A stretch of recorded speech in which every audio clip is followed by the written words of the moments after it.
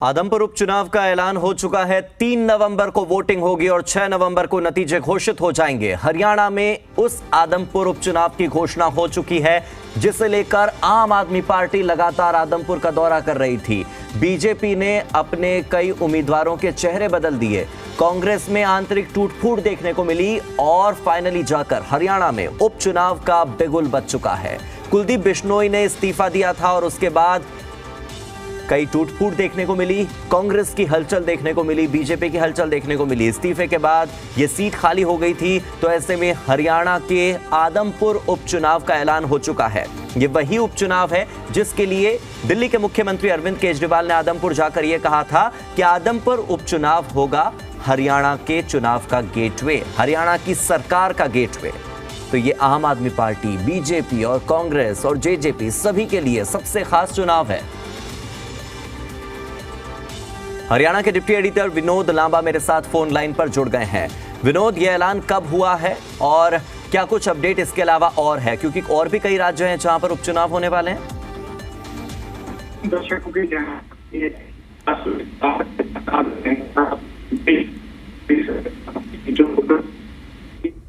विनोद, आपसे फिर से जुड़ने की कोशिश करेंगे। आपकी आवाज साफ नहीं मिल पा रही है तकनीकी कारणों के चलते, लेकिन एक बहुत बड़ी खबर इस वक्त सामने आई है हरियाणा आदमपुर उपचुनाव के ऐलान की। तारीखें नोट कर लीजिए, 3 नवंबर को वोटिंग है और 6 नवंबर को नतीजे हैं। ये वही आदमपुर उपचुनाव है जिसके लिए कुलदीप बिश्नोई बीजेपी में शामिल हुए हैं और उम्मीद की जा रही है कि बीजेपी की ओर से कुलदीप बिश्नोई को या उनके बेटे भव्य बिश्नोई को यहां से चुनाव लड़ने के लिए उम्मीदवार बनाया जाएगा। ये वही आदमपुर उपचुनाव है जिसके लिए अब इस दुनिया में नहीं रही सोनाली फोगाट लंबे समय से तैयारी कर रही थी और वो भी आदमपुर में ही अपनी राजनीतिक चमक धमक को बढ़ाना चाहती थी। कांग्रेस में कई टूट-फूट देखने को मिली, केजरीवाल से लेकर मनीष सिसोदिया तक कई बार यहां पहुंचे और कोशिश हुई कि आदमपुर उपचुनाव में कैसे भी करके कोई भी पार्टी जीते। हरियाणा के डिप्टी एडिटर विनोद लांबा मेरे साथ लगातार जुड़े हुए हैं। विनोद, आप मेरी आवाज सुन पा रहे हैं? बिल्कुल आवाज सुन पा रहा हूँ। हार्दिक, आप तक मेरी आवाज पहुंच पा रही है?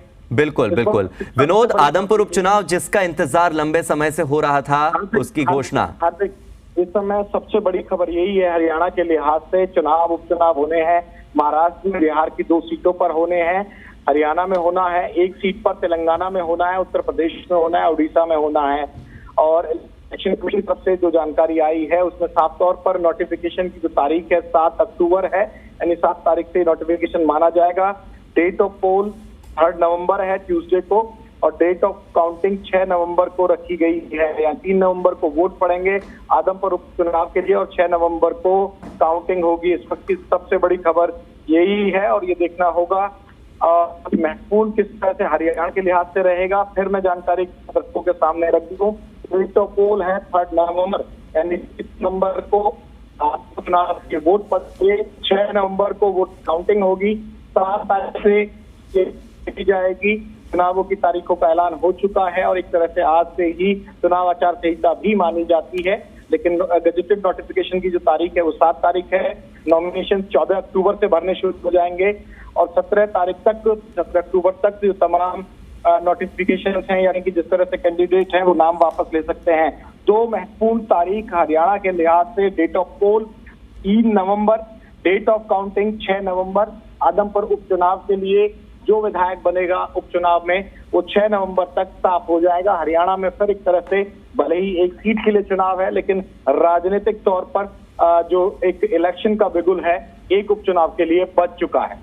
तो 14 अक्टूबर से पहले सभी उम्मीदवारों के नाम पता लग जाएंगे, क्योंकि लास्ट डेट ऑफ नॉमिनेशन है 14 अक्टूबर और 3 नवंबर को वोटिंग, यानी कि आज 3 अक्टूबर और ठीक 1 महीने बाद आदमपुर में वोटिंग होगी। 6 नवंबर को पता लग जाएगा कि जिसे केजरीवाल हरियाणा सरकार का गेटवे कह रहे थे, आदमपुर उपचुनाव, उसमें कौन सी पार्टी जीत हासिल करेगी। बहुत बहुत शुक्रिया विनोद इस पूरी जानकारी के लिए।